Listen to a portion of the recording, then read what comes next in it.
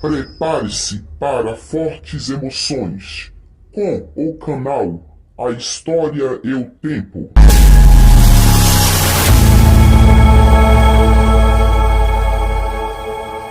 Nesta videoaula, irei abordar um pouco sobre a tetrarquia romana pelo imperador Diocleciano, como também introdução à Idade Média.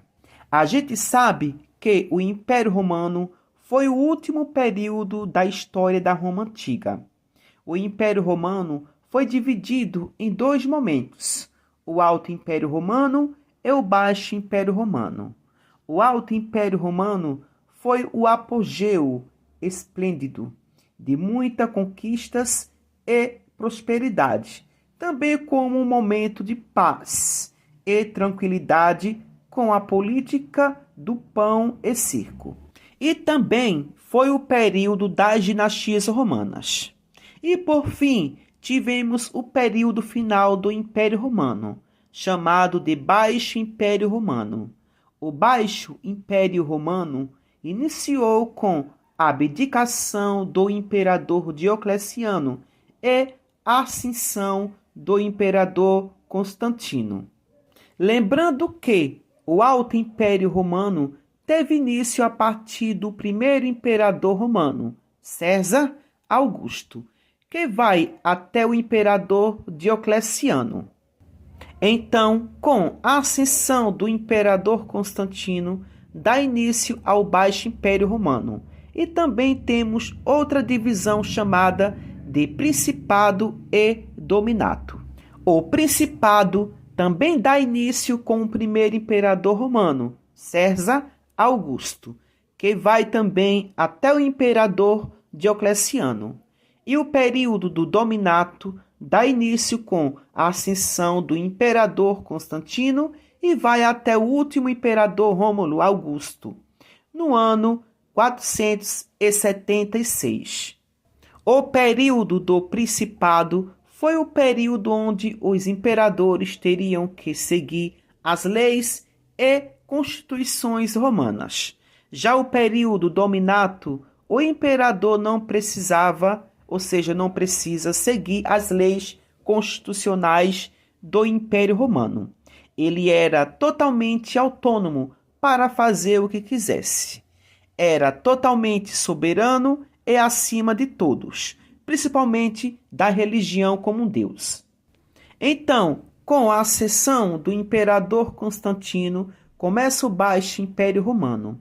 E também, recentemente, já está em vigor o que chamamos de período dominato por Diocleciano.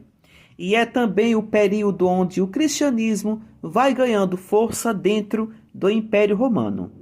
Também o imperador Diocleciano dividiu o Império Romano em 4 áreas.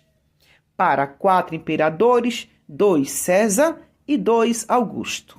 O imperador que recebesse o título de Augusto era mais poderoso, porque tinha o poder sobre a religião, como a divindade, ou seja, era considerado um deus divino.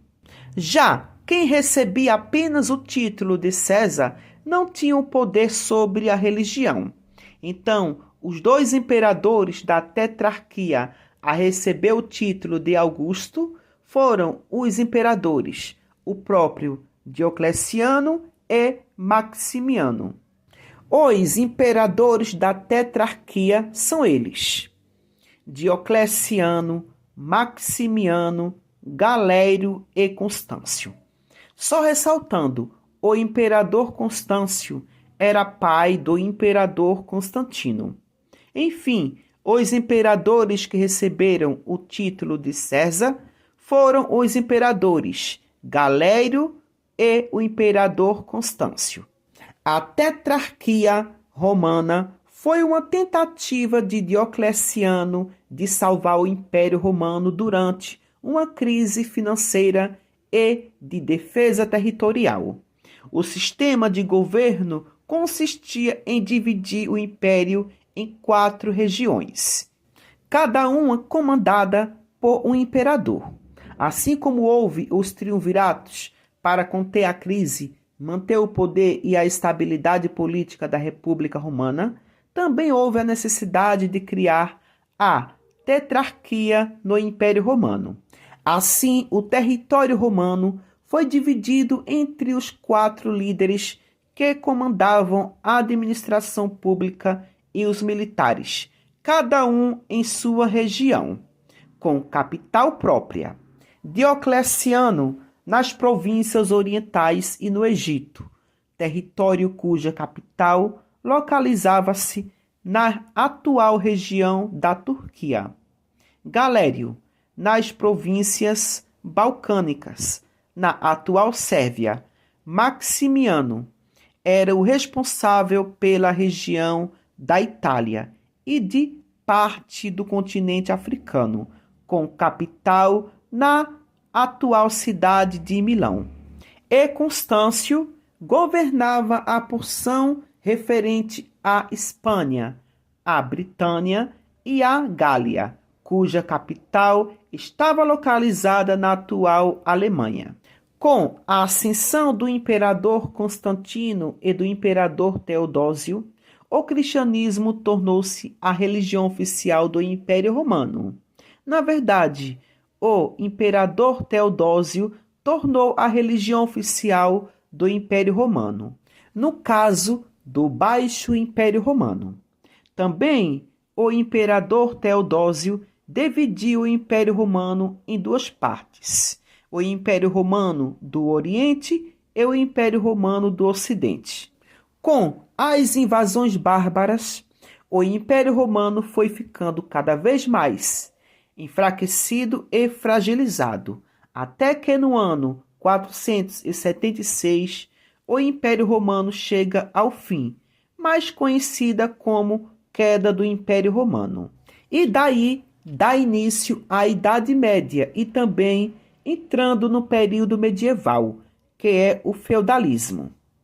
Aquele gigantesco Império Romano se transforma apenas em pequenos pedaços de terras chamado de feudos. Cada feudo era dominado por um senhor feudal.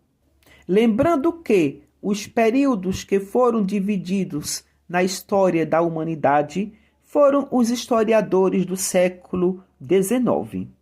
Até porque as pessoas que viveram nesses períodos históricos não sabiam que estavam vivendo esses períodos. Diferente de nós hoje, que sabemos que vivemos na idade contemporânea, isso graças aos historiadores do século XIX. A história da humanidade foi dividida em 2 períodos da linha do tempo, a pré-história e a história. O período da história só foi possível graças ao surgimento da escrita. E dentro da história temos outras subdivisões. São elas: Idade Antiga ou Antiguidade, Idade Média, Idade Moderna e Idade Contemporânea, que é a nossa. A Idade Média ou período medieval tem aproximadamente 1000 anos, começando no ano 476 e terminando no ano de 1453, ou seja, faltando apenas 3 anos para completar 1000 anos. Para estudar um período histórico de quase 1000 anos, foi preciso dividi-lo ao meio. Então, os historiadores dividiram a Idade Média ou período medieval em 2 momentos. A chamada Alta Idade Média, que vai do século V ao século X, e Baixa Idade Média, que vai do século X ao século XV. Então, no período medieval, nós estudamos o Império Bizantino, a ascensão da Igreja Católica Apostólica Romana e a Igreja Católica Ortodoxa, que foi o cisma do Oriente. Estudamos também os povos francos, como suas dinastias Merovingia e a Carolíngia. Também estudamos a invasão islâmica ou Império Árabe. A Idade Média foi o período das explosões do cristianismo e do islamismo como religiões expansionistas da época. Estudamos também as cruzadas, a Guerra dos 100 Anos, a peste negra ou bubônica, a Grande Fome, o renascimento cultural, renascimento urbano e renascimento comercial. E estudamos também as formações de alguns estados nacionalistas da Europa, o que dá a passagem da Idade Média para a Idade Moderna. Então, por hoje só. No próximo vídeo eu darei continuidade com a Idade Média. Tchau, tchau e até lá!